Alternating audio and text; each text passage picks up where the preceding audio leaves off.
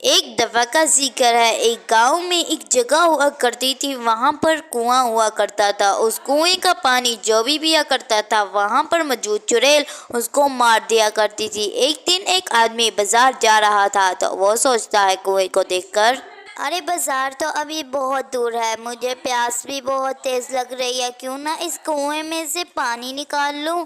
وہ جیسے ہی اس کنویں میں سے پانی نکالنے لگتا ہے تو وہ اس کنویں کے اندر خود بخود چلے جاتا ہے۔ بڑے دنوں بعد بہت اچھا پکڑا ہاتھ لگا ہے، آج تو تیرا خون پیوں گی اور ساتھ میں تیری گردن سے تیرے سر کو اتار کر کھاؤں گی۔ ارے چڑیل، مجھے جانے دو، میں نے تمہارا کیا بگاڑا ہے؟ بس مجھے پیاس لگ رہی تھی تو میں نے تمہارے کنویں سے پانی پینے کی کوشش کی تھی۔ تو نے یہی تو غلطی کی ہے، تو نے میرے کنویں کا پانی پیا ہے، اور جو بھی میرے کنویں کا پانی پیتا ہے وہ اپنی جان بچا کے واپس نہیں جا پاتا۔ دوسری اور اس کے گھر والے بہت زیادہ پریشان ہو رہے تھے۔ سب یہ سوچ سوچ کر بہت زیادہ رو رہے تھے کہ کہیں اس نے اس کنویں کا پانی تو نہیں پی لیا، اب تو وہ چڑیل کے ہاتھوں نہیں بچے گا۔ اس کا بڑا بھائی کنویں کے پاس پہنچ جاتا ہے اپنے بھائی کو ڈھونڈنے کے لیے۔ بھائی کہاں ہو تم؟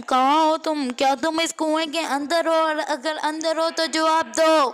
تبھی کنویں میں سے آواز آتی ہے، ہاں میرے بھائی، شکر ہے کہ تم آ گئے، لیکن تم اس کنویں کا پانی مت پینا ورنہ یہ چڑیل تمہیں بھی مار ڈالے گی۔ جاؤ، جا کر کسی کو میری مدد کے لیے بلا کر لاؤ، جاؤ کسی بابا کے پاس جاؤ۔ ٹھیک ہے میرے بھائی، میں کسی کے پاس جاتا ہوں مدد کے لیے۔